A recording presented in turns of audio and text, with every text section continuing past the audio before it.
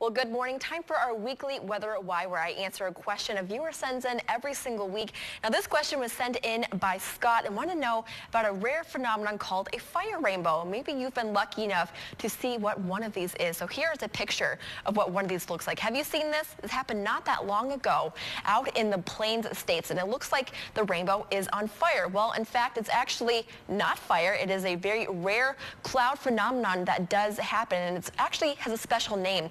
It's called a circumhorizontal arc. This is actually a very large halo across the sky that forms in high cirrus clouds, and it's very rare to see. It has to have special circumstances for you in order to see it. So here is just a few of these to explain why. So here's a better picture of a larger fire rainbow or circumhorizontal arc. It actually spans quite a bit of the sky and forms when the light enters these horizontal ice crystals. They have to be flat and enter at a very specific angle. It's part of the reason why it is so rare to see it. Only a few people across the area can see it. Not only does it have to be horizontal ice crystals, but the sun has to be at an angle of 58 degrees or higher in elevation. So as you are outside, maybe that's why you only see it in those very high wispy cirrus clouds, because it cannot form in any other type of clouds. Now, who can see these sky images, I should say?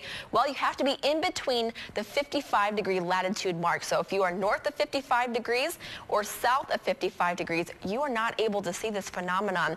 It is only in between, basically in the mid-latitudes, is a great way to point out where these circumhorizontal arcs, or a more common term, a fire rainbow, can be seen. So once again, here is another image of what you can expect with these. They only appear in cirrus clouds very high in the sky. The sun angle has to be at 58 degrees or higher, and the ice crystals have to be very horizontal. And once again, only in the mid-latitudes can you see these.